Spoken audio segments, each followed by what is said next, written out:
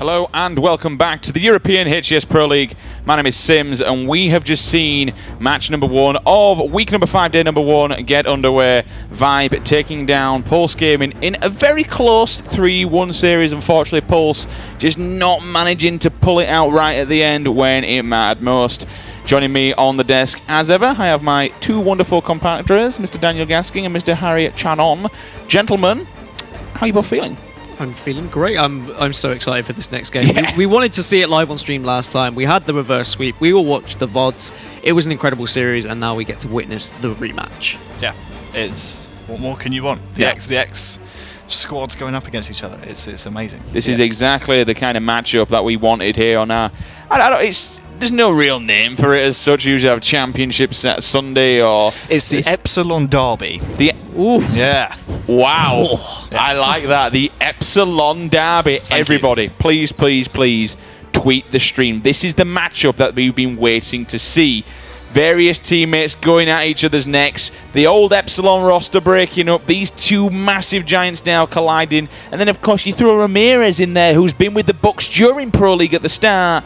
This is going to be a hell of a matchup. Obviously, last time these two teams faced off, we saw Dinosaurs reverse sweep Xmen. Now we've got a new team. We've got the captain in there, Ramirez. But I want to put this out there really quickly. So Dinosaurs, one, bad thing, negative at the moment. They're on a 4-loss streak. Yeah. They're not having the best of time. However, when they beat Xmen, I think it's fair to say, fair enough, we mentioned, Ramirez is a damn good pickup. But when Foxy was on that, a lot more slaying power and a lot more general power overall. You've got a captain now in the form of Ramirez. You've got a really strong leader. Don't know what's going to come out here. The strong leader factor in this, more of this teamwork, or the fact that I actually think just a little bit, maybe, if we get the old Dinosaurs when they reverse sweeped them last time, see Cristilla going off. I think the firepower's in the back pocket of Dinosaurs. The last time Dinosaurs won was against Xmen in that reverse sweep. They haven't won a game since. They cursed them. They've been is the Epsi curse returning, just like the travel curse that they had. But important thing for Xmen, if Xmen win this game, they 100% secure their spot at playoff finals. So a big one for them. That is pretty huge. But like you said, Sims, they're on a 4-loss streak right now, if I'm not mistaken. They were 3-1 in the league, I'm pretty sure. Yeah. They were looking really, really good. I was like, hey, you know what? This Dinosaurs team is definitely going to be second place, and now they're 4th.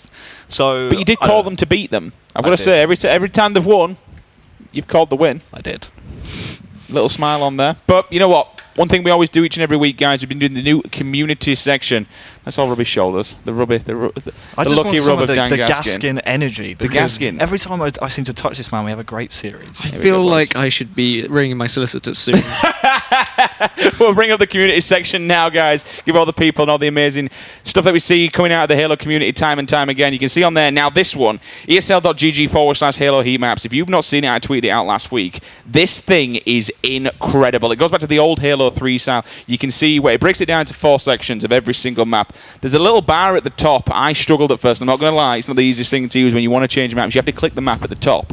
You then get a drop-down list. When you click them, it shows you get basically 3 heat maps. One's for the line of sights, which is brilliant. You can see all where people kind of mainly sit.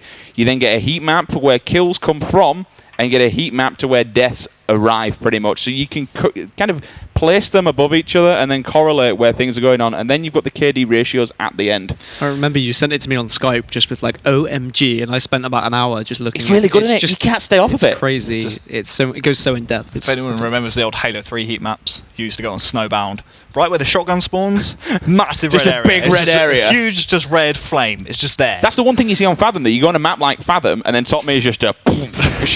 It's lit. I think is your term you like to use. It's hugely I love lit. that new emote, by the way. I'm just going to say that. So yeah, that's Halo heat maps. Check them out. They are truly, truly incredible. Next up, we have my man I Spiteful. He's a Halo YouTuber. He does a lot. I mean, he really does a lot of Warzone zones. The things that he's kind of coming up, he has this dual series where he'll pick the two weapons. Yep. It's so damn good. He'll pick 2 weapons and he'll go into Warzone and use these only 2. And the kills that he racks up with them, and they're incredible. Yeah, it really is cool because not only do you get to see some awesome kills and some interesting Warzone combos, but if you're like me, who's a bit of a scrub and hasn't opened enough gold packs to get all the legendary weapons and stuff, you get to see them in action. You get to see how they play and stuff. So it's a really cool, unique YouTube series. It's definitely. I'd never had any legendaries before, and he was like, "Oh, Sims, here's a legendary. Oh, Sims, here's another. Oh, you're dead again. Here's another legendary." He just bangs them out left, right, and centre. Really, really good, fun series. Go and check him out. Incredible stuff. Doing a lot of new things with the new Warzone expansion. I don't think there's enough rec levels in the world to drop you enough legendary weapons, so that's what I'm going to say. We're going to move on from that because he's now getting extremely offensive. Moving across to my man Vito. This guy has just recently got his sub button. One of the, if you've seen the skill gap as well, the skill gap emotes, if you haven't seen him, seriously, check them out. He's doing a lot of YouTube stuff as well. He is grinding hard. This man is awesome. Definitely semi-professional level, without question. I've seen him playing. We saw back at the NA regional finals. Awesome, awesome player. Brilliant YouTuber. Brilliant streamer. Overall, fantastic personality. Pretty much what Halo Esports is all about. Drop by. Here's got there, Vito -YT. Check out his YouTube. He's linked to his Twitches on there. Also, again, he has just recently got his sub button, dragging in 100, 200 viewers every single night. Awesome, awesome stuff. I heard that Wonderboy Halo guy is quite good on Twitch as well. What was that? Was Wonderboy Halo on Twitch? Yeah, no, he's great. He's really good. I like his new sub emotes. He is a massive, massive sellout. Anyway, beyond skins, we can see, as yesterday, we had all the skins coming out, the new packs were released, and they are fantastic. That CLG Magnum, bro, holy hell. And it's great now running around seeing people with all these different emblems, all these different weapon skins. Beyond recently updated their article. Now, they did really, really in-depth. They took photos, they took images, they did breakdowns, they've updated it with all different things. Jump across esl.gg/beyond-skins if you want a lot more information. All the information, of course, comes out of the official HCS and ESL Halo Twitters, all over the websites. But if you want a little bit more of a breakdown, check out the article that those guys wrote up. It is super, super in-depth. And speaking of articles, we now bring up our final one. It's our friends over at Reddit Halo, our Halo as we like to call it, Advanced. Not Advanced Moments, actually Advanced Movements. You can see on the bottom down there, esl.gg/Reddit Halo-AM. It's kind of like, it's getting to a feed now where people are doing all the different trick jumps, the bump jumps, the slide jumps, any different kind of, that you can bring in. I mean, all the bumps. That article was just pretty much wrote about Frosty's entire gameplay, to be honest with you. I was going to say, I mean, what we saw, was it last week we saw in the NA Pro League? With the wall? Yeah, that's crazy. Like, the fact that Renegades, was it Renegades they were playing against? I can't remember. I think it was Optic. It may have been Optic. They had absolutely no idea that he was up there because they just didn't know. It was like, oh, we're getting shot from the sky. He must be like hacking. He just perfected him, didn't he? Straight behind the table. Is he in Forge mode, like flying around? Like, what's going on here? Do you want to know something more interesting about that? No. Do you want to know who discovered? No, I mean, yeah, go on. Did he just really do that to me? No, I want to know, Richard. Do you know who discovered that jump? You. Me? No. You? No. It was the Sudus. It was actually the Sudus who I remember them now a while back. At first I was like, yeah, and they kind of brought it back. They did put it on Beyond a while back, and things like that is kind of what we're seeing more and more as we advance through Halo Esports. And honestly, if anyone's going to pull something like that off, it had to be Frosty. It really, really did. Yep. So I've been told we are just about to get underway with our next game. Let's bring up the series, Xmen versus Dinosaurs. This is the battle we have all been waiting to see live on your TVs. Plaza Strongholds game number 1. Coliseum Slayer game number 2. Coliseum Capture the Flag game number 3. And it's a little bit worrying because it was actually Coliseum where they began to turn this around in that reversal sweep. Eden Strongholds for game number 4. And the Rig Slayer will be your game number 5. And the vetoes were relatively interesting. Plaza Slayer, they both not really vetoed it much. Coliseum Slayer, Dinos have never vetoed that map, so clearly very confident. But Coliseum CTF, will Capture the Flag, Xmen have never vetoed that one. Well, Plaza Strongholds probably the most played game type in the Pro League at the moment, and that's our game number 1. Xmen hold a 2-2 record on this map, so they have 2 wins, 2 losses. Dinosaurs 1 win, 2 losses. So if you're a betting man, the record suggests that Xmen should come out on top on this one. This is going to be a Royal Rumble, ladies and gentlemen. These two teams fighting it off. The reversal sweep was done last time they matched up.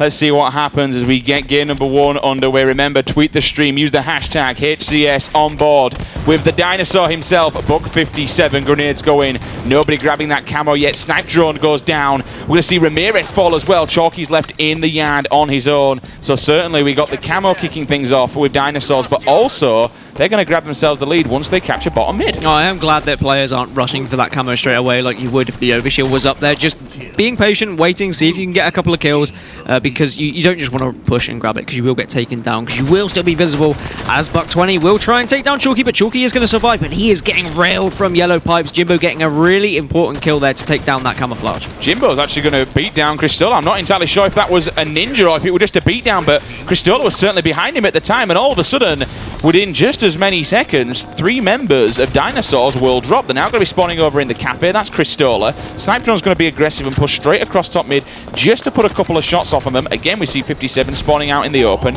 Chalky will drop behind the pillar, just survive. Triple cap. What a reverse compared to what it was previous. This is the man who I really want to keep an eye on as well. Dare I say, I think this might be the best squad that Chalky and Ramirez have had. Just getting Jimbo and Snipe Drone as a partnership is really amazing for these guys. They've got a real chance to shine. And this entire phase of control came from Buck 20 and the Dinosaurs unable to be able to kill. It was Chalky. He got a kill on one of the Dinosaurs players, and then was able to capture the nest as well. Buck 20 here is going to challenge the man that we're talking about, but a great play out of Chalky. He escaped with his life and managed to make a big impact on the play, and that's exactly why the Dinosaurs find themselves facing a deficit at this moment in time. Yeah, that is a deficit and all. They had the 3 cap for quite a long time. Full control now will change back into the hands of the Dinosaurs. Finally put a few points on the board, but certainly a decent lead, and the pressure on Dinosaurs here as Buck 57 will move down to bottom middle. Just check it. No one's actually there. Gives his teammates some support and puts a bullet over his shoulder, helps him out. He's going to shoot that hotel. No one's down there, as we can see on the player outlines, hoping somebody was. Ramirez coming off the spawn in the cafe. And that camouflage should be coming up anytime now. If they can kind of get in a position to grab it, you know it's always going to make an influence on the map. Ramirez is there waiting, but it's not quite come up yet. If he can survive, get away, he might be able to do something with it, but it looks like the Dinosaurs are on the hunt, and they will take down Ramirez. So camo is not going to make a difference in this current state of play. We're going to have to wait a couple more minutes to see if the next one's going to do anything. I like that. You just chase down a camo guy. What better weapon to have than just sticking a shotgun straight into him to seal the deal. 20's going to drop from across the map. We'll jump aboard with Ramirez, who's going to go steamboating in. He's got the SMG in hand. Down goes one. Going toe-to-toe with Cristola. Cristola's got a cracking shot, but you know what? He's got his compadre there in the form of Chalky to give him that support that's needed. He will transfer Nest, and all of a sudden we're back in the hands of the triple cap gents. And the most recent addition to the team, Ramirez, doing the dirty work, and it's exactly what Xmen needed. It's what they lacked when they had 2 Fox. They just lacked that kind of player who's going to be doing the objective, going to just get stuck in and get behind the other team, but Ramirez is doing exactly that. They've got a decent lead here. They just need to hold on to this bottom mid, because Dinosaurs are pushing aggressively right now. Slight miscalculation on there where the player was going to poke up. He did aim the other way into the right, and they actually play a run towards the left with the SMG. Cristola will survive though. He's just going to get his shields back just about. The Splinter Nade will also disappear as he works his way, finds Chalky hiding up on S4. Another Splinter Grenade comes in. He's going to stay there, blows up the barrels. Flames comes in hot with a double kill though. You saw the assist medal poking in there. 3 members though of Xmen going to be locked down back into that yard area, and this is kind of what they needed. He's on the edge, he's anchoring here, goes for the assassination, unfortunately doesn't get it. Snipe Drone there's with it. Please don't. Please. Almost does it. Snipe Drone completely caught off guard there by the AR of Cristola. Fantastic movement from him. Cristola is doing everything right now, and I loved how he just waited to survive. Instead of pushing into that nest, he would have got caught out by Chalky. Chalky would have got the reset, so very important that he's using this survivability and showing very experienced play, actually. The least experienced player in his squad, but you wouldn't know it. He has been up there with his teammates all season, one of my favorite players in Pro League right now. Jimbo will take down Buck 20, I believe it was, which is quite important. Snipe. In fact, a bit of a 360 spin there from Cristola. Doesn't get away with his life. Snipe Drone will eat that one up and take full advantage. One player coming up from the Snipe side as he sees him poking up there just on the radar. 2 go down. If he grabs Buck 20, that's going to be 3. So right now we can see Xmen make something of this. There's Cristola going toe-to-toe, thrust to the left. Jimbo chases with the AR in hand. But you know what? Cristola says, I'm sorry, Jimmy. If you're going to chase that one, you're going to pay for it, boy. And we've not seen the camouflage since it came back up, so I don't know if it was burnt once again. But at the moment, the camouflage really not making an impact. Both teams just kind of taking it out of the game, not giving the opportunity to the other team to make any sort of play with it. And that will play into the hands of Xmen, who have got this nice lead. They get 2 strongholds once again, so more points are going to be on the board. Buck 20 is going to get caught out top mid, and now Sniper Drone's going to look towards that kind of nest area where a couple of Dinosaurs players are sitting. Yeah, but they're getting wiped out. As soon as they come up there's 2 more players. Cristola's there as well. He gets cleaned up easily. Storm Rifle is in the back pocket of Sniper Drone, so really he didn't even have to go for that. He could have just wiped him out, but he got the kill, double kill in hand. That's kind of what you want. It doesn't matter how you kill them. Pushes on into yard. We'll check for shotgun in just a second, I do believe, unless a player has it. He'll wait for the call out. Goes for the yard first. Personally, I'm a big fan of going for that shotgun, but he does have a teammate with him who's more than likely... Yeah, don't you just didn't run get away. it. No, mate. There you go. There we go. We'll travel back. Thrust up to check yellow window. Nobody's there.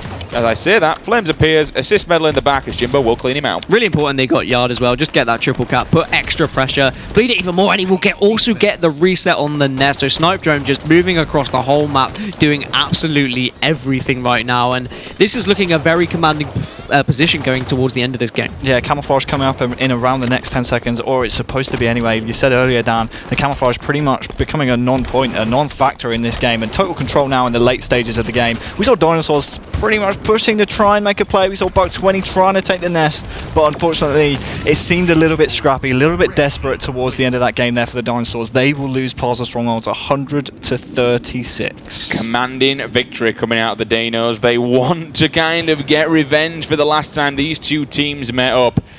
How many times do we say it? 57. A great performance from 57 and they win the game, but a poor one, and it seems like they come out the other end with a loss. On the other side, Chalky, great performance from him. 16 kills. That led Xmen to the victory. Just a great performance out of them. Great way to start this series. We said it last time. Chalky of old. This is now what we're seeing from Jake White back in the, in the Master Chief collection in H2A. He was the GOAT. He was the god. The start of Halo 5 struggled a little bit. Now he's got this team. This still, regardless of what's happened, is a damn good team. And this is still one that has every single possibility of winning this event right here. 100%. I think this is probably my favourite lineup. I just think it's got a little bit of everything, and I love the addition of Ramirez. I've always credited him as a fantastic player. Okay, yes, not arguably he's not the greatest slayers, but he just does so much for his team, and he is a great captain, a great leader. And when you've got players like Snipe Drone, Jimbo, and Chalky to command, to just kind of destroy a map, then you're going to be looking in a good position. I really think they are going to be the team that is going to topple U4X, if anyone. It can be a little bit weird, can Ramirez, though, in the fact that when we say he's not got the raw slaying power, now and again, when the team goes down, or whenever what team is on him is like struggling a little bit, all of a sudden, he knows what job it's right. Okay, ignore everything else. We need to kill boys.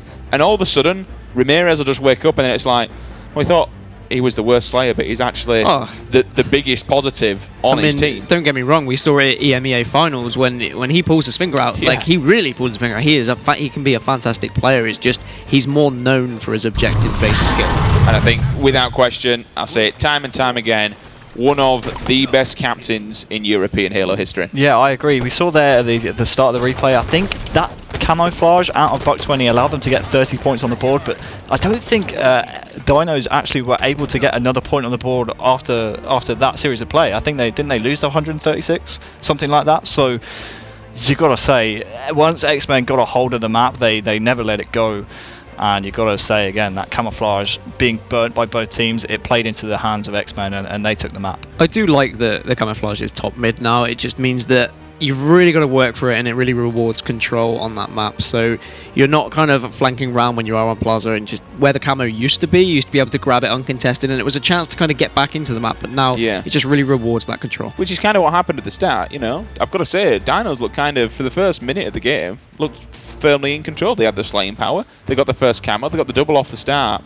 They had the initial points, but you poke the bear, you get the claws. At the end of the day, Xmen kind of woke up, and there you have it. That was certainly a big scoreline. We'll bring you the series layout in just a second to show you how game number 2 is going to pan out, and how this entire best of 5 will pan out. I'm going to be that guy here. I think if Xmen play like they did, 57 carries on a little bit of a performance like that. I think that'll be a nice clean 3-0. Thank you very much. But the next game is Coliseum Slayer. And we saw in the Yes. broadcast last week, 57 went off on this game type. But also, this was the series clincher.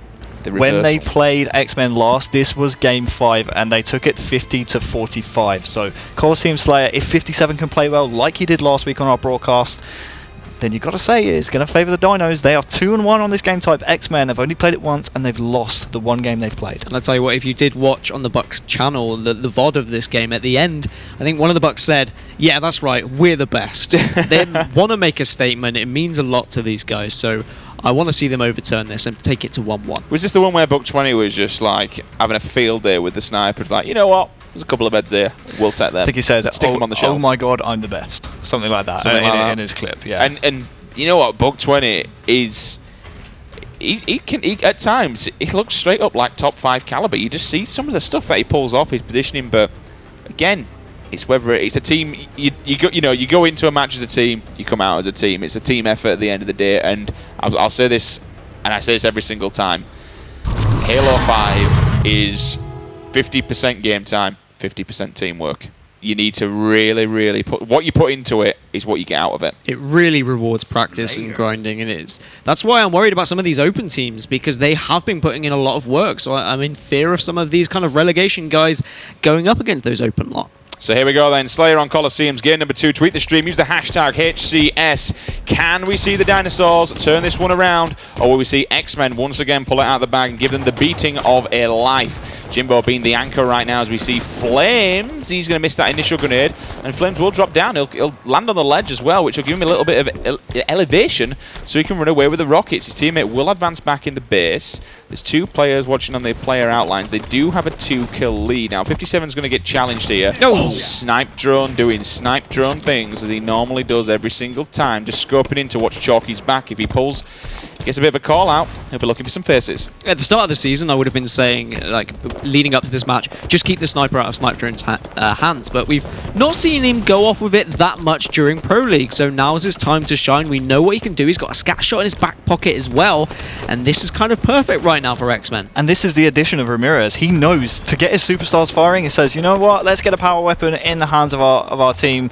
Snipe Drone in the past has been a fantastic sniper, but also with rockets, he just seems to be a power player. Every single time I've switched to his point of view in the past, at past tournaments, in his Epsilon Prime, he always had a power weapon under his control. I think Ramirez has actually recognized that, and that's why Snipe Drone at the moment has been prioritized to take the sniper. And I think that's what kind of makes Jim Bossett and Snipe Drone so damn dangerous, because both of them, don't want to call them greedy players, but I'd rather the power weapons be on my team than the enemy's team. Not only with the power weapons, but Jimmy with his power-ups every single time. OS, camo, he is on the dot, on the second, setting up every single time after time. Snipe Drone's got a sniper. The bigger issue for, I think, you have to look at it as a grand scheme of things that we have now for Dinosaurs. One, the pin back into the base, but how do you get to Snipe Drone? You've got to get through a wall of Xmen players, but then if you get close to him, you've got a scatter shot. And you're just not going to feel safe pushing anywhere right now. Like, anywhere you run, you know Snipe Drone is going to be looking. You've got to really be thinking about where he's going to be positioning himself and where he's going to be situating himself with that sniper rifle. It's really interesting. We saw there on the player outlines, the Dinosaurs actually spawned in the same base as Snipe Drone. I think they called out, hey, we've played with Snipe Drone before. He's going to be looking at this angle. Let's run over to the rocket side. Let's maybe try and get a little bit of rocket tower control. And that's why we're seeing at the moment Buck 57 on top of the rocket tower. But it's Jimbo the man to shut him down. And if Snipe Drone can hit this shot, which he can, it means Jimbo's going to be able to get out with the rockets. Oh, that would have been disgusting as Dan Gaskin just jumps out of his little seat there. That was so close, literally teetering on the edge. Snipe Drone again with another sniper kill, and all of a sudden we've got the rockets in their hands. This is turning into a massacre very fast. 2 bullets in the chamber, and this is the kind of player that could make these 2 bullets last. And honestly, he's probably just going to keep out of it, walk over them in 20 seconds, and they're going to give him another. Ooh, moving across to Jimbo. Nice little time as he bags himself a double kill as well. Snipe could just pressure them even more. And the thing is, the Dinosaurs are just avoiding usual places of where they push on the map, giving map control to the Xmen, allowing players like Jimbo to be pushing around with the rockets. This is what I talked about. Snipe Drone's got the sniper, and now he's got 9 bullets to play with, as well as the 4 in his clip. He has a scatter shot in his back pocket as well, so he's pretty much covered from all angles. As long as his team can keep him safe, keep calling out where the Dinosaurs are, it's going to be so tough for Dinosaurs to come back in this game. And look at this. This is textbook Snipe Drone. Don't overextend. We've got the lead. I don't think he's died yet. No, he hasn't. Literally just let them come to us. 6-0 on the scoreboard. But, you know, credit where credit's due. The Bucks are still getting kills. You see a couple of kills coming up on the feed now and again for the Dinosaurs, but 22-15. That's a convincing lead. It is, and I love how Snipe Drone just ran away there as he picks up the snapshot onto Flames. Goodbye, Flames' head. He will pick up a fantastic shot on 57 as well. This man is doing some absolute work, but he just knows exactly where to be with this sniper. If you're watching at home and you want to know how to use a sniper rifle on this map, this is the man that you want to be looking at. And here comes the overextension. So he now knows, okay, they're in my base. I'll tell you where they're not going to be. They're going to be over at red base. So I'm going to go move over here to the corner. I'll let them come to me once again. Harry, just do us a favour. Don't move off this POV. Oh, don't worry. This is literally the Snipe Drone show. 2 players in the base. We can see on the player outlines. He'll tag one up. He'll tag up another one looking for some assist from his teammates. Going to throw in a splinter grenade. Honestly, with how he's targeting right now, it wouldn't have surprised me if he actually, look at that, another assist medal. But look how smart he was. He knew he fired off 2 shots. He knew there were 2 players on the rocket side of the map, so he rotated into the base, called out to his team, hey, there's a couple of guys weak here and there. And now he's just safe. Again, there's no one even close for the Dinosaurs to even put pressure on Snipe Drone. This is not what you want to do when you're playing against this man. No one's even got close. I mean, the closest person that got to him was Flames, and he got his face taken off by a snapshot. They're really just trying to work out a way of trying to get to Snipe Drone, but now maybe this is the chance. They finally found a way to push through the base, but Snipe Drone has that scatter shot just to back him up against Buck 20. Buck 20 is trying to dance around, but Ramirez is there to support, and now Snipe Drone is just going to run away yet again to his teammates. But in sprinting, you obviously won't get your shields back, so he's going to pause for just a second. He is weak, but there's nobody there. You can look on the player outlines. They're all locked back into a base. This wingman medal as well. This rotation right now is absolutely dominant. Fantastic stuff. Tag him and bag him every single time. He'll move into a corner. Textbook. This is absolute textbook. Yeah, textbook and vintage Snipe Drone. This is the Snipe Drone of old. I'm not sure he's aware of the player that's actually at S1 right now. No, he's not. This could be the opportunity. No! Snipe Drone gets caught off guard, but no! Buck 20, he will get his face taken off. His twin brother comes to save the day, but they're 13 kills down and Snipe Drone's already embarrassed your whole team. I don't really know what to say at this point in time. I think the Dinos are done. I doubt. How do you do it? How do you do it? Seriously. Fair enough. If you know what I mean, I suppose. Snipe Drone, snipe down. If you stick sniper in your name, you've got to be expected to live up to the standards of which both players do with amazing feats. Yeah, and just now Xmen are just going to run away with this. They can get aggressive. They can just trade 1 for 1 as long as they like. They only need 8 more kills. The new sniper is coming up, and look where it is. It's in Snipe Drone's hand, but he's not going to be so fortunate this time. He will get taken down, but with just 6 kills needed, I don't really think there's an answer for the Dinosaur squad. They couldn't find an answer for Snipe Drone, and I don't think they've got a way to overturn a 15-kill deficit. It'd be fair to say that the damage has been done. You know, you look at that, the deficit, 31 of 45. Fair enough, anything can happen. Cristol have been super aggressive though. A couple of grenades and using those splinters to the best advantage. He gets the assist medal coming in, so someone will clean that, but it is asking to die at the end of the day when you go steamboating in like that. Now we're back with Buck 20. He's got the sniper rifle. Plenty of bullets in the chamber, so you can bring this back. It's going to be a massive feat, but it's certainly doable. We've seen one of the Bucks. It was 57 last time he went off with a sniper rifle. We'll see if his twin brother can do it now, trade for trade. But only, as we rack up that, only 2 more kills. 1 more it is. Jimbo's got the rockets. Let's see if he can seal the deal. Looking on the kill feeds now. 20's on his own. Grenades are coming in thick and fast. Between a rocket and a hard place. Down he goes, 50 to 34. That, my friends, is how you use a sniper rifle. I just have the biggest smile on my face right now. I mean, it's the Snipe Drone of old. It was absolutely vintage. 4 deaths from Snipe Drone. Yes, he only got 10 kills, but I'm pretty sure all of them were with the sniper. He hit some absolutely magical shots. Chalky, top slayer in the game, 14 from him, 11 assists from Ramirez, as well as 13 kills. So just that great performance here out of the Xmen on the other side. 57, 6 kills, 13 deaths. Again, a really poor performance out of him. I mean, go on, sorry. How many times have I hyped up Snipe Drone or Speed before a game saying, like, they're amazing snipers, people at home watch this, and then they haven't performed? Yeah. The one time I don't say it, and Snipe Drone just goes absolutely off. That's the kind of plays I'm expecting to see at finals. But you know why it happened? It's because we were touching down at the start of the series. Rub the lucky gaskin. Yep. Rub the gaskin. The gaskin effect. For his energy. Can I just really comment really quickly? Your shirt's rather nice. I'm a big fan of that. I know I ain't got a jacket. Mine or? No, I'm a big fan of that shirt. Mine? I've only just noticed it catching in me. I'm completely off topic, but thanks. I think. And you brought up attention to the fact that you don't have a jacket again. you know, when I almost said when you're a global icon, you don't need one, but that'd be just too golden Right, boy, wouldn't it? Yeah, I won't be able to do that one. We'll bring you the scores up in just a second, but incredible players. I kind of want to just break that down a little bit more before we go any further. So, snipe drone with the sniper. We've said it. We're saying it way too much now, to be honest with you. But the rotations, is that his team giving him that ability to move by doing what they do and him just running around? Yeah, and I think with 2Foxy on the team, he, as in 2Foxy, constantly wants to play aggressive. He's with a U4X team now, that's 2Foxy again. He's with a U4X team now where they can play aggressive with the sniper, but that's not Sludro's playstyle. We saw in that game how good he is when he's given the time to rotate around the map, when he's given the information where the enemy is. He can make up his own decision where to rotate the sniper to. And when it happens, he just goes absolutely huge. It almost felt like an oddball game from the likes of Halo 3. He was just running around with that sniper, just racking up kills, and we just saw him hit so many incredible shots. I mean, this man is an absolutely disgusting player. And I can just kind of see Harry now, as we're watching these, he's just counting them up on his hands because he can't think. It's 3 so far. 3 just so far. 3 out of 10 we got on the I'd like to see how many. I think the ones that he actually didn't get headshots on, his teammate cleaned him up every single time, which kind of falls back onto what you mentioned before. He didn't even need to hit the headshots. He was just hitting legs, he was hitting hands, he was hitting fingers, anything he could see. I think he only missed like 3 shots with that sniper rifle. Yep. Incredible stuff. Awesome, awesome stuff. Just really quickly, guys, everything Halo Pro League, make sure you check out proleague.com/Halo. We've got all the VODs, we've got all the matchups, we've got all the scores. You want any piece of information about either the North American or European Pro League, that is your #1 origin, and that is your #1 place to go. As you can see on the bottom as well, catch the VODs. We do have a YouTube channel. We also have a Twitter and Facebook. Everything is at ESL Halo. You'll also caught on there for a second the open circuit, just to touch very, very briefly on the open circuit, guys. Now, to put a little bit of pressure on here, this is the most imperative, I can't say it enough.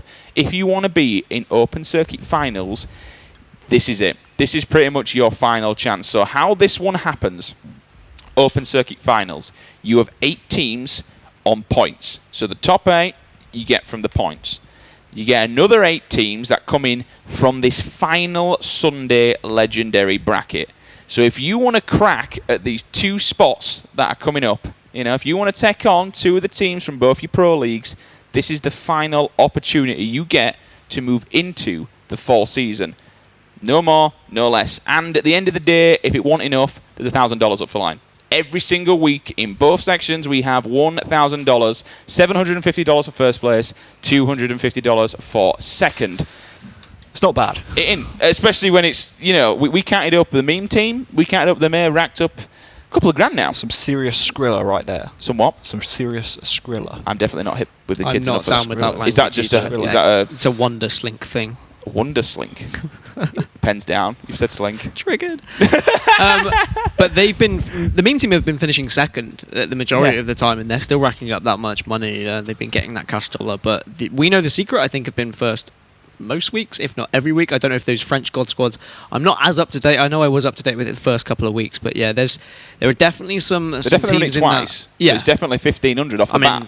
There's some teams there that have been earning some money and they are looking vicious. They are frothing at the mouths. They want this pro league spot.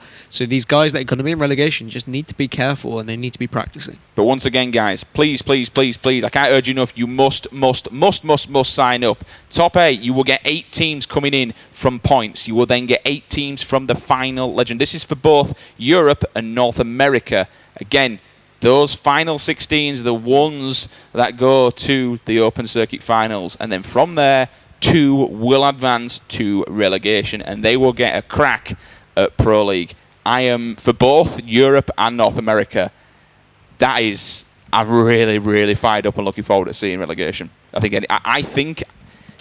really think in one of the areas, no matter where it is, we'll definitely see a new team. Well, we're now, this is a pretty high place for Halo. We're at a good point for Halo right now, and to be in that main stage and to be in the eyes of the public to the world is just a nice thing to have. So there's a lot of pressure on the line when it comes to relegation, and they're going to be playing for a lot.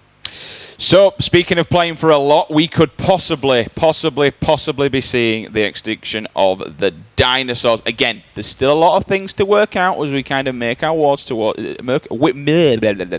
dinosaurs are they're getting extinct a lot these days. I feel like we need new, we need new pun for the dinosaurs. Yeah? They are getting fossilized. Nice. There we go. Da-da-da-da-da-da. Hey, fossilized. We'll roll with that one. But we'll bring up the series layout. We'll show you how we're going to be playing game number 3 in just a second throughout the best of 5. And just really, really quickly, obviously, we kind of said this is a really good game for Dinosaurs. What, game 3? Kind of. It's a swing point for them. It happened the first time around when they played the Xmen, so you got to think, does lightning strike twice? I honestly think the lightning has been blown away because there's a sniper. It's Coliseum. Dare I say? X-drone. I mean, all X-Men have to do is exactly the same, but just have Ramirez run flags, right? That's what he's there for. That's what he's good at doing. That's like the best northern kind of expression. You just got to do it same again, but you've got to run flags. I do really, really like that. It's a very northern thing. Very nice. X-Men have never vetoed this map. They've never vetoed Coliseum CTF, so they are confident. I know I keep going back to these vetoes, but I think it's a very important thing. Definitely who you're vetoing against, but if you have never vetoed a map, then clearly it's your favourite. Just really quickly, Dan, we've got a little bit of an issue in the background, so we're just going to run through some various stuff. Have you got any more kind of expanded on those vetoes? Because we know we're starting to see a bit of a veto meta coming into play. If people will sit back and be like, let's see what they do first. Have you got any more information on that? I mean, they would tend to veto first a map that they don't really like, but they won't veto their kind of worst map. They will wait to see if the other team's going to get rid of that first. But you are seeing teams vetoing certain maps against specific teams. I think everyone has been vetoing Plaza against U4X. So actually this week, U4X vetoed Plaza themselves. Because they were like, okay, so if everyone's just going to veto Plaza, we'll just get rid of it now. We'll just put another one of our good maps into the lineup. And if there's one thing that I have to say about U4X, they're quite... I mean, I don't know if you can kind of back me up on this one. They seem to be a little bit more unorthodox and a little bit more open to what they play than a few of the teams. Like, we see quite a lot of their games been stasis. I think U4X are just so confident in themselves, they'll be like, yeah, whatever, we'll play anything you stick throw it in front, Elliot. And especially when Brandon, Respectful, is now doing the vetoes, he's like, yeah, mate, we'll play whatever, mate. Well, that's a winner's mentality, though. When you're going to say, you know what, we're the best team on every single game type, we don't really care. When you have such a strong map pool like that and you're so confident in yourselves, it makes you really, really tough to beat. Which is, thinking about it now, what you said over Snakey, when he was on U4X, it were... Done a game 4. Well, that was funny because he said we don't need a game 4, and that was the time that they went to game 4 against Pulse, and Pulse took that. Yeah. They took game 3, so and then afterwards Snakey left the team. So awkward. Oh. Well, why did I bring that one up? Anyway, here's your best of 5 layout, guys. X-Men taking game number 1, 100 points, 236. They then claim victory in game number 2, Coliseum Slayer, 50-34. Got it right this time, Harry. Don't get it wrong. Coliseum capture the flag will be your game number 3. Can we see the Dinosaurs do what they've done before? And they have done it before. They've done the reverse sweep on this team. They've been in this exact same position on this map. I'm right in saying this is the turning point. Possibly not the game type, but certainly the map.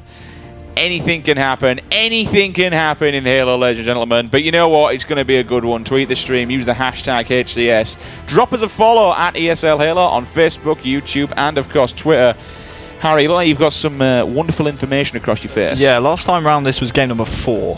Right. So this was the 4th game in the series. This next game, Coliseum capture the flag. The team's records on this game type, game number 3, is going to be X-Men have won 2 and lost 1, and Dinos have won 2 and never lost. Coliseum capture the flag. The last time these two teams met, it was on this game type in game number 4. Dinosaurs won 2-1, so it went the whole 12 minutes.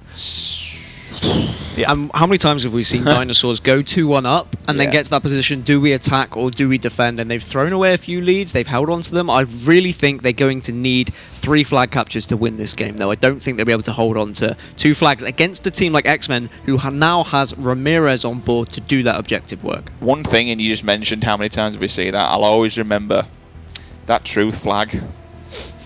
Oh, it brings. It's like a nightmare. That hover ground pound that just kind of, you know what, we'll just wait for another second, and Warlord takes advantage once again. But you know what, guys, there's enough of that.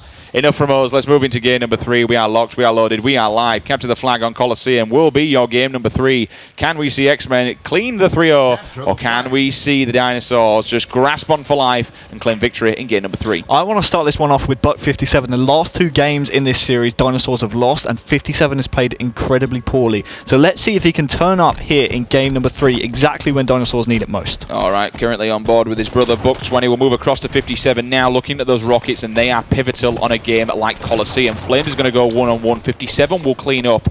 Did Flames go down? Unfortunately, he did. So those Rockets are still going to be uncontested. Ramirez also dropping trade for trade at the moment. I think there's only 1, possibly 2 alive on each side.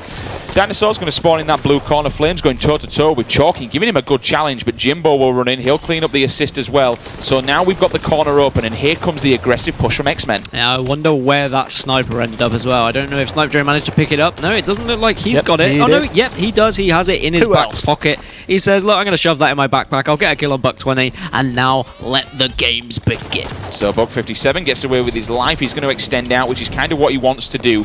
But look at this. Now, this is textbook Sniper John. We said about it last time. Oh, Jesus. This is what he does. He's off again, scoping in on the spawn, and they know he's there as well. One of them crouches down because he knew what were coming. He let his teammate go first. He lost his face.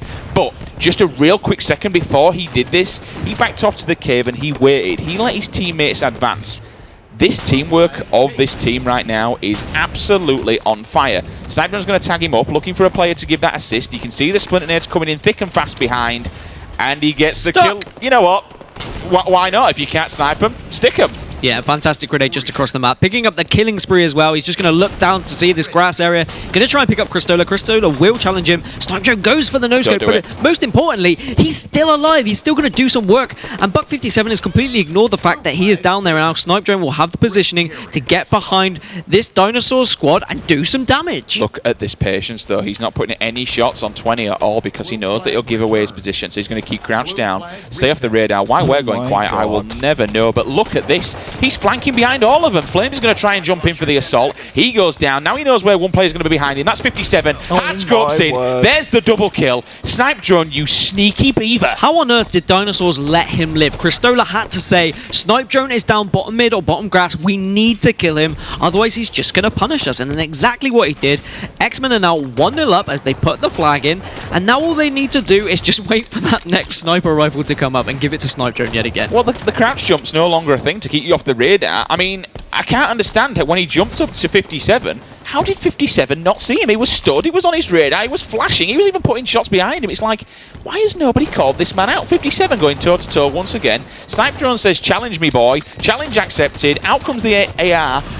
Will he get away with it? No, he won't! Snipe Drone again on 57. This man is absolutely on fire. Yeah, Snipe Drone just coming to the rescue there as Chalky was looking a little bit wonky tonk, but when you've got a teammate like Snipe Drone to just come on and save you, this man is on absolute fire, and he's going to be waiting for that next sniper rifle. He's just putting grenades into this cave area right now, and really anywhere that the dinosaurs spawn, Xmen have it on lockdown. 5 seconds until the sniper is up. Cristola will know that, but Snipe Drone is going to be on top of that, and there we go. There's your Christmas present, killing spree and a new sniper rifle. And of course, just to note as well, 12 kills for him. Flag also, so they are currently 1-0 up. Before, I think it was about 2 minutes 30, they bagged themselves another one. And this man, they need to do something about him. Why they aren't kind of saying, get that sniper rifle now, let's challenge him, let's punish him, let's put him down. 57's going to grab himself a double kill, which is kind of what they needed. Sniper Drone's going to tag one with the no-scope, goes for the beatdown, doesn't manage to land it. Then he doesn't chase. He says, you know what, there's one there. Oh, there's a no-scope for you, just another one, just for the jolly holidays. Now he's going to get tagged up from behind. In come Cristola.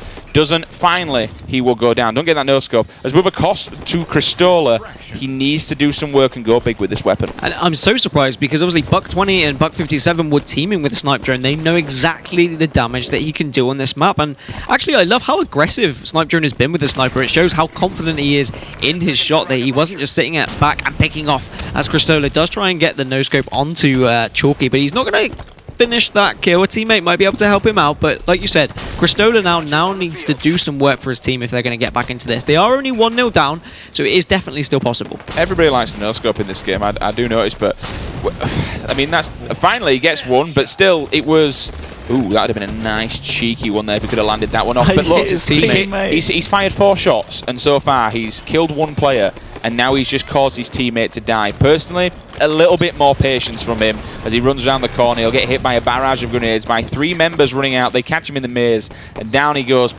He could have done a lot more stuff with that. Yeah, that's the difference though between Crusader and Sniper Drone. How long was Sniper Drone alive with the sniper? I think he survived for 2 cycles of that sniper rifle.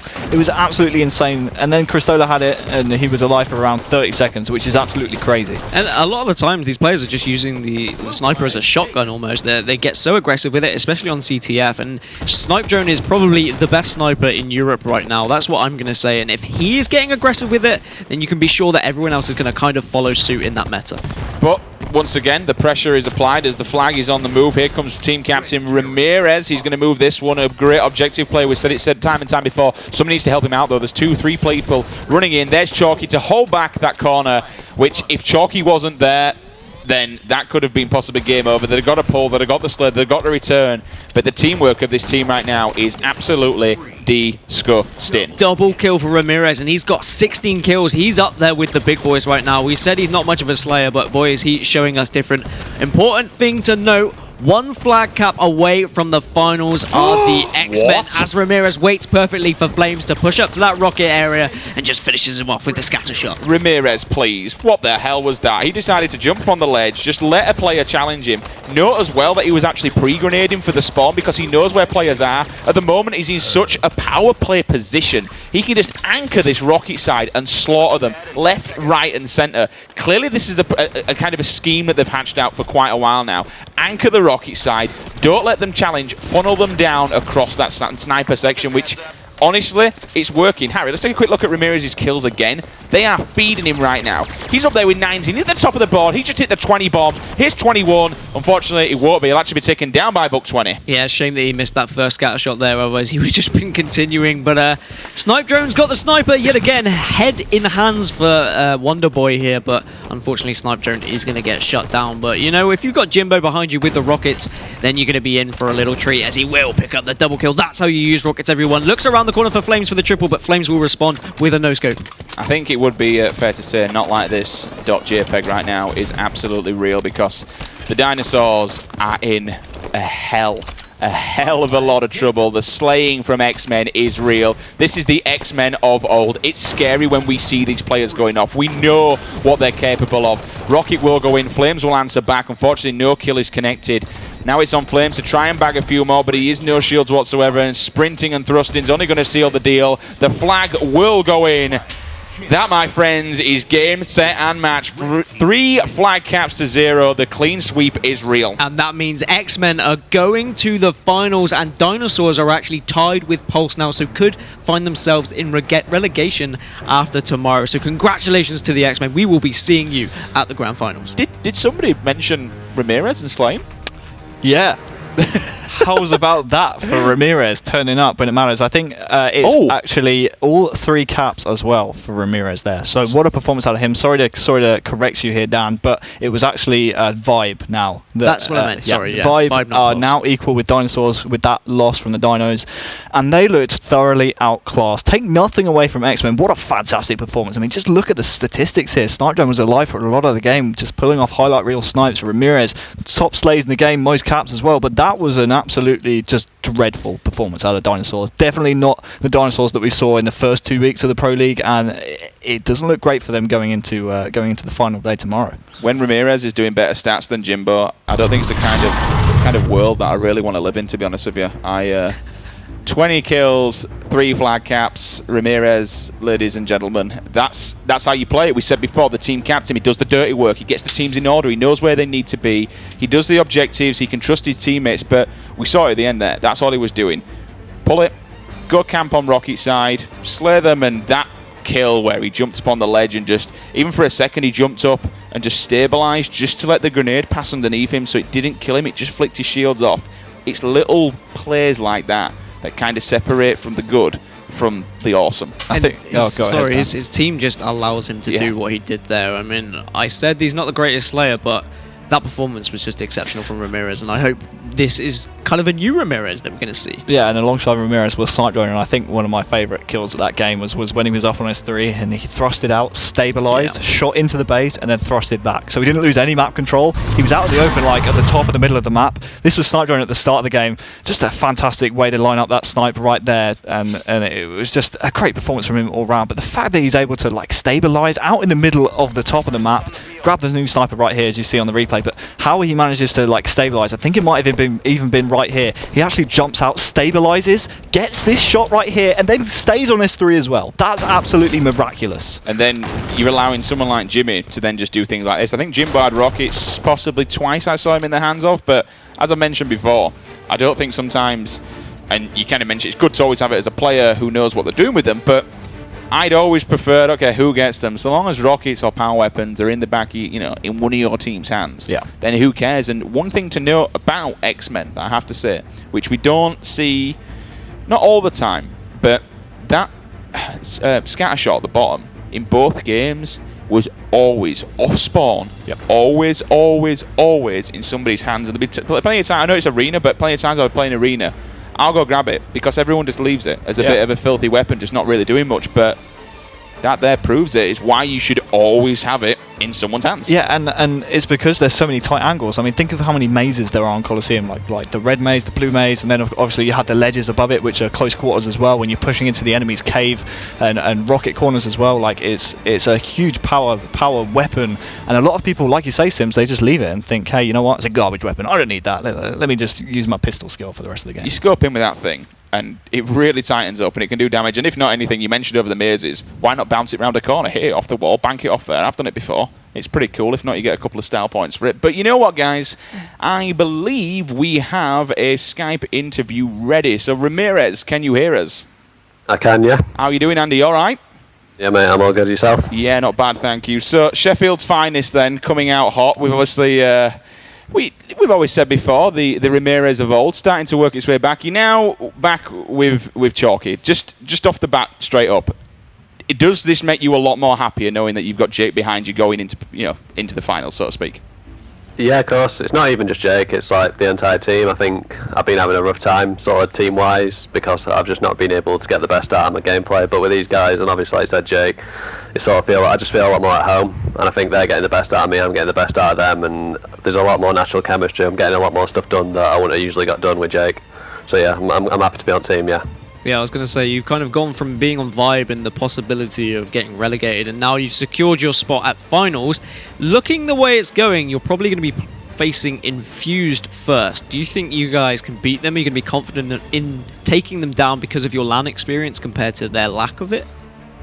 Yeah, it's definitely a factor. I mean, we're not sat there relying on like history or anything like that. It's all about the present, and right now Infused are a very good team, and if you think otherwise, you're wrong.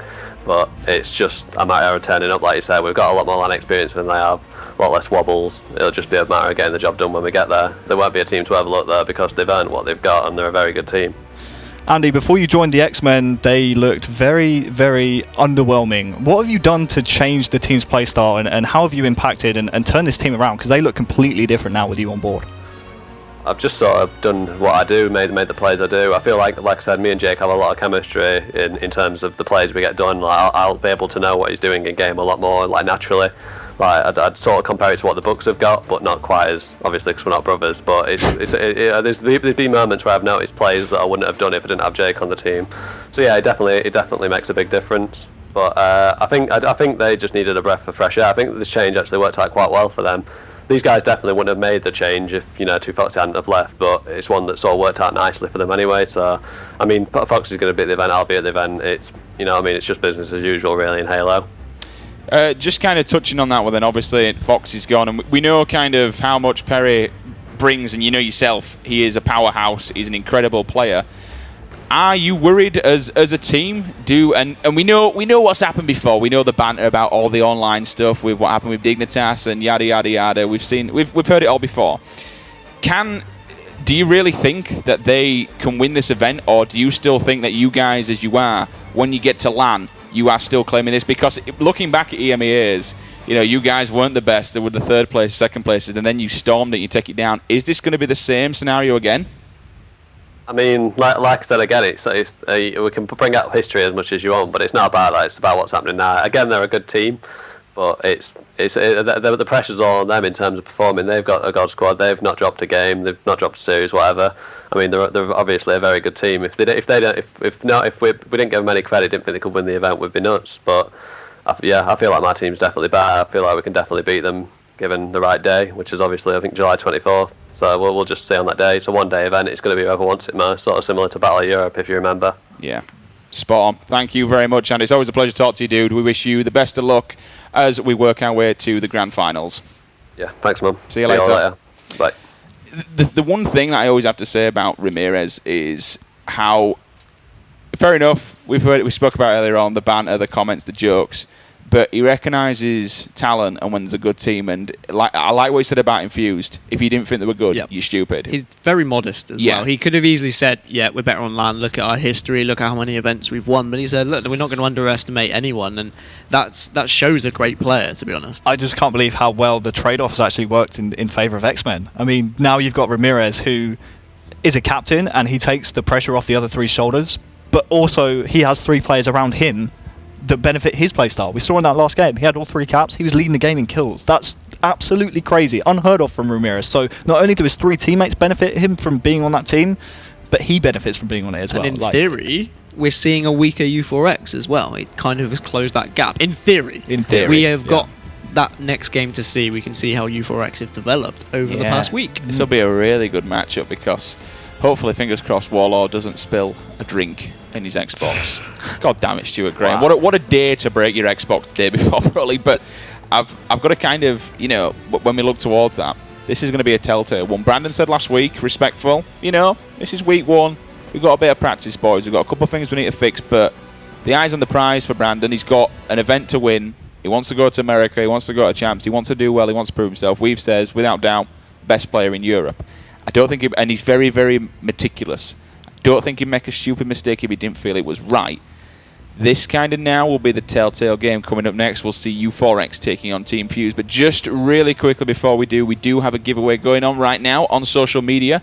Make sure you visit esl.gg HCS EU5 for a chance to get geared up for the HCS Pro League by Jinx. T-shirts, jumpers, jackets, and of course those keychains there. Some incredible stuff from the people over at Jinx. Plenty of chances to win. Jump on board. Check it out. We'll also be announcing last week's winners later on across social media. Right now, though, guys, we are going to jump into a 5-minute break. Please, please, please do not go anywhere because we have one hell of a game coming up for you in our last series of the night. We're back in 5. Do not go anywhere.